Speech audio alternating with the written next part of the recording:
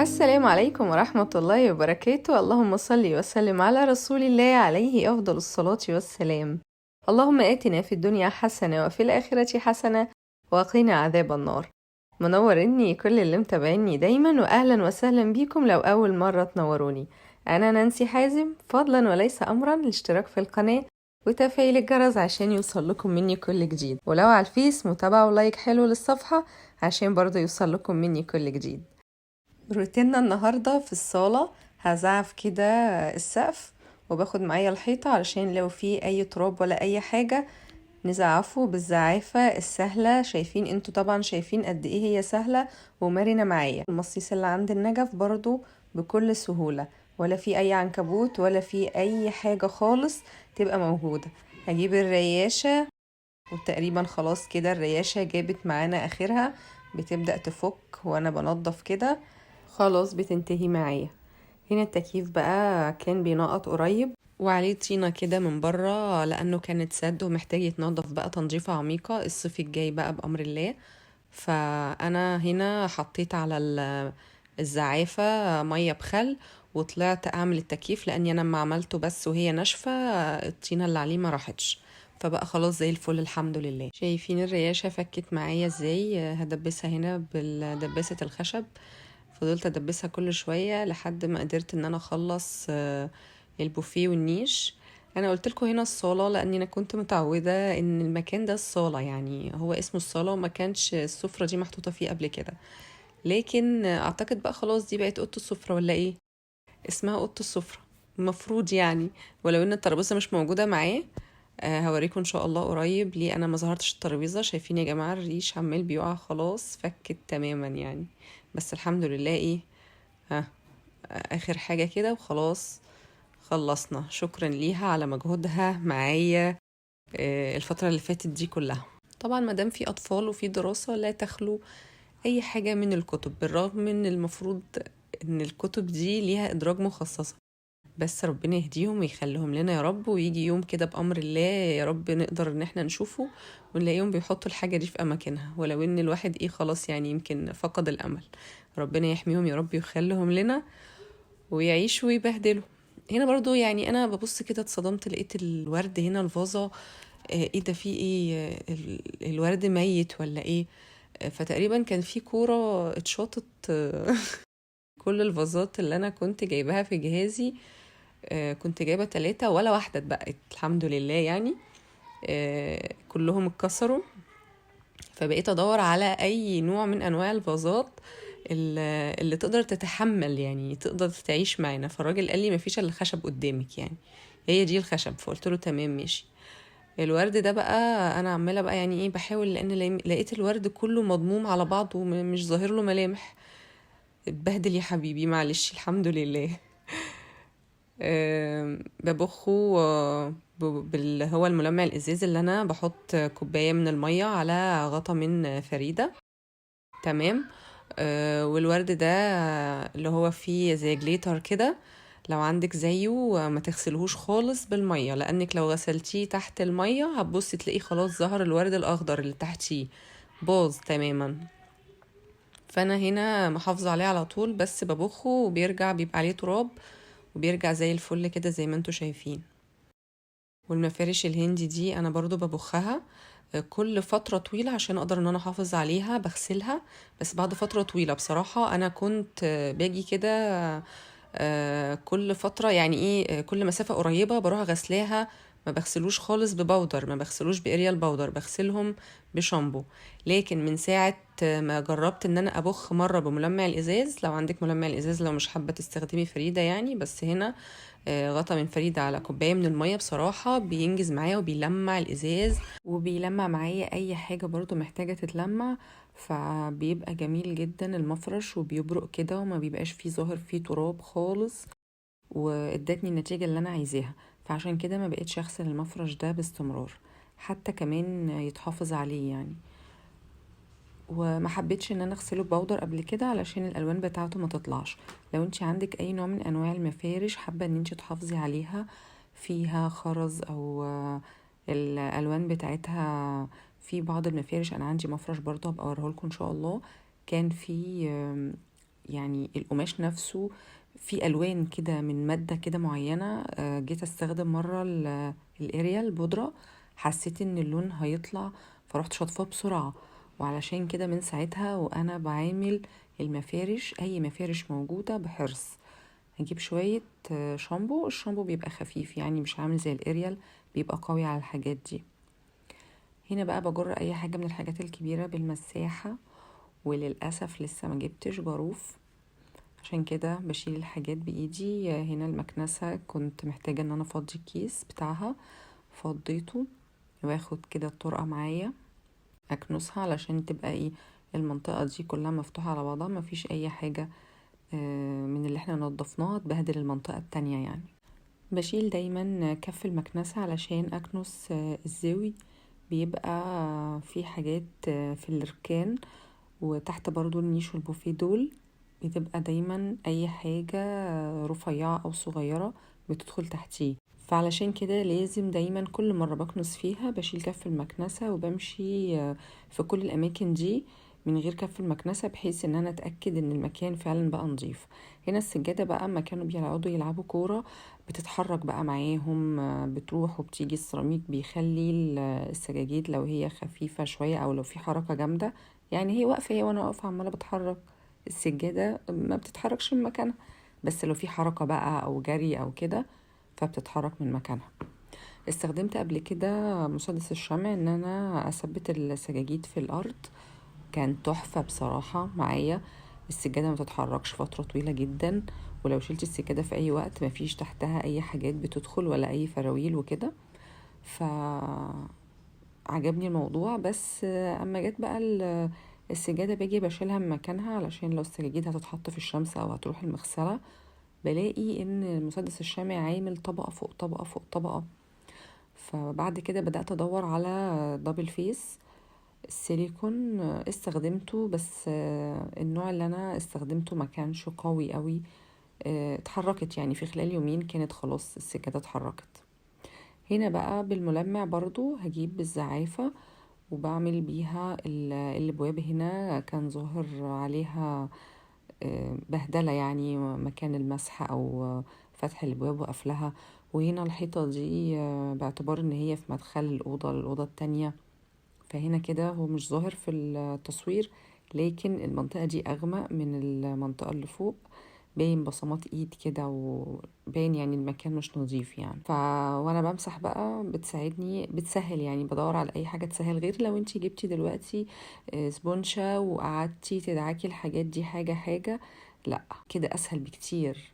شايفين الاشكال اللي على باب اوضه الاطفال دي كانت اشكال على جلدة الكتب بتاعه الكيجي بتاعه ابني، وخلاص الكتب خلاص كانت السنة اللي فاتت، فقلت ان انا استغل الاشكال دي، شكلها جميل جدا ودبستها على الباب، حاجة حلوة يعني.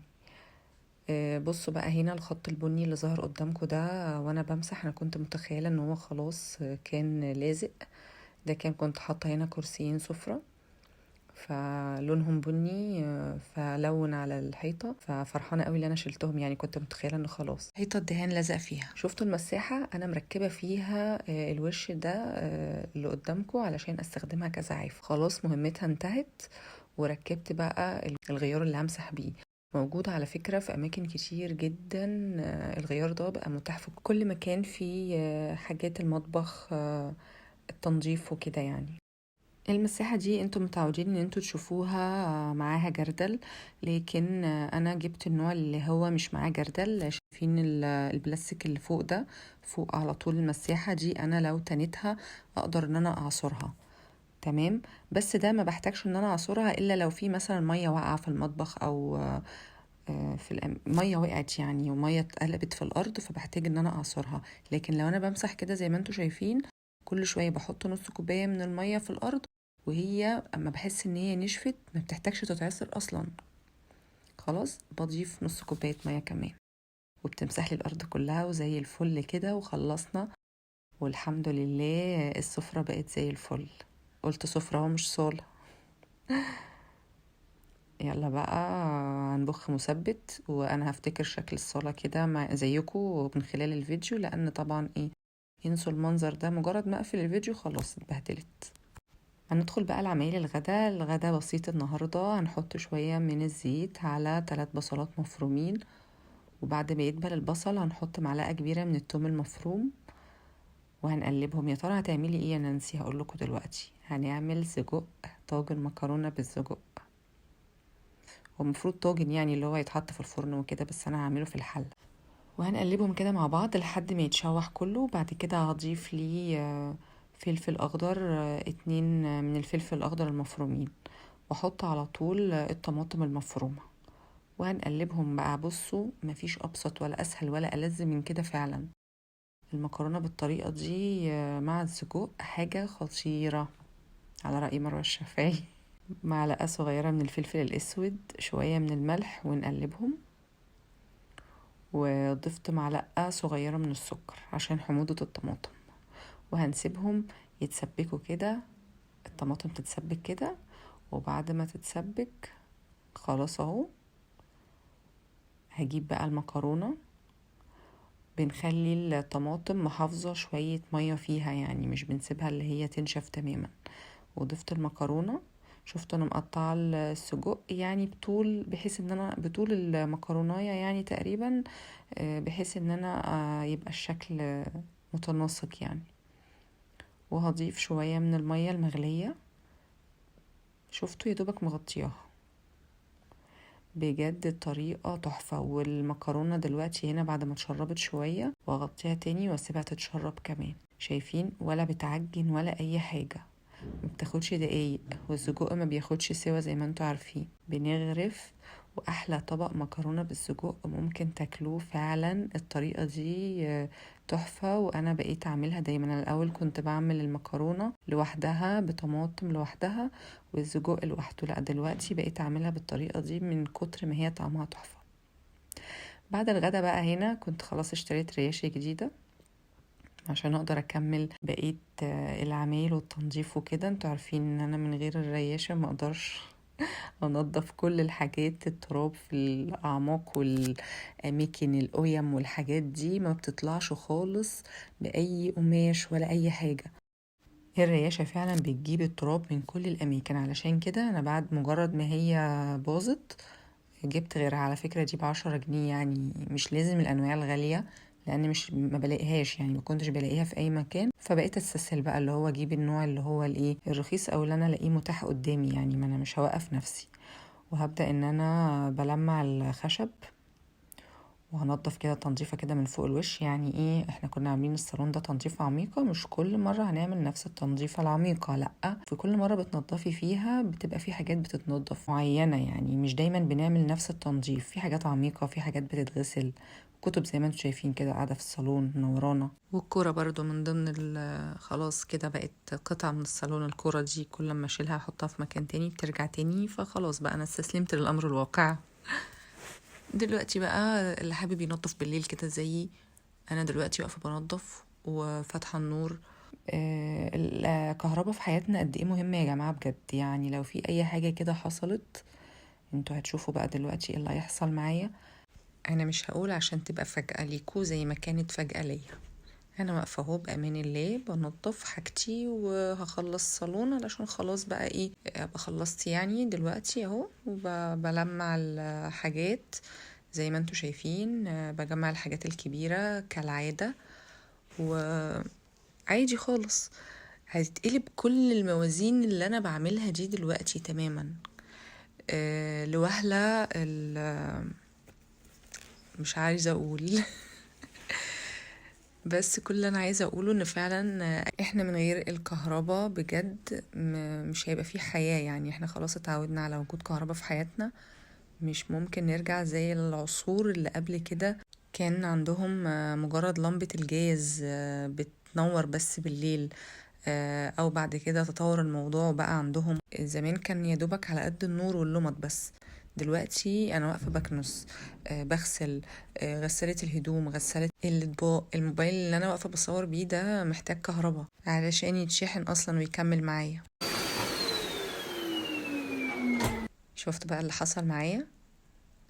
النور السلك النور شاط تمام، وعمل قفلة في الشقة كلها. انا تخيلت ان الكهرباء اتقطعت من عندنا كلنا، يعني الكهرباء اتقطعت عادي في المنطقة كلها. فببص كده لقيت لا، مفيش الا انا بس. واكتشفت ان في البيت هنا العمارة كلها فيها نور الا احنا. فقلت يمكن ارفع زرار الاوتوماتيك مثلا لو هو نزل من مكانه، بس ما كانش في اي حاجة تستدعي. انا مجرد انا واقفة مشغلة المكنسة، وكان بقالها شوية شغالة اصلا يعني. ما كانش في اي اجهزة تانية شغالة، يعني لا غسالات ولا اي حاجة. فاكتشفت ان حتى الاوتوماتيك في الشقة هنا مفيش اي زرار نازل يعني. فطلع ان العداد تحت اللي موصل للشقة ساحت فيه سلوك كهرباء. وألف حمد وشكر ليك يا رب، الكهرباء فصلت. يعني كانت ممكن الموضوع يوصل للشياط زي ما بنشوف ماس كهربائي وحصل ولعة وكويس احنا كنا صاحيين يعني، لأن ساعات كتير قوي الكهرباء بتقطع في البيوت. احنا عندنا بتقطع كتير قوي واحنا نايمين، فكويس ان انفصلت. ربنا الحمد لله سترها معانا. وبالتالي انا كملت تاني يوم تنظيف. زي ما انتوا شايفين الشمس كانت طالعة بالنهار، قلت اكمل بقى، والشيلات كانت اتقلبت تاني بدأت أظبط تاني، والكتب رجعت تاني الصالون. مجرد ما نمنا الحمد لله الكهرباء فضلت أكتر من 5 ساعات بيحاولوا في العداد، لحد ما الحمد لله يعني على الساعة 1 كده بالليل. طبعا أنا مش هكمل يعني تنظيف الساعة 1 بالليل، خلاص بقى يعني انتهى. فكملت تاني يوم، قلت علشان اكمل معاكم الفيديو. والحمد لله الصالون خلص وبقى زي الفل. لو عجبكم الفيديو ما تنسوش اللايك والشير، ولو لسه ما اشتركتوش للحظة دي اشتركوا، وانتظروا مني ان شاء الله فيديوهات جديدة. والسلام عليكم ورحمة الله وبركاته.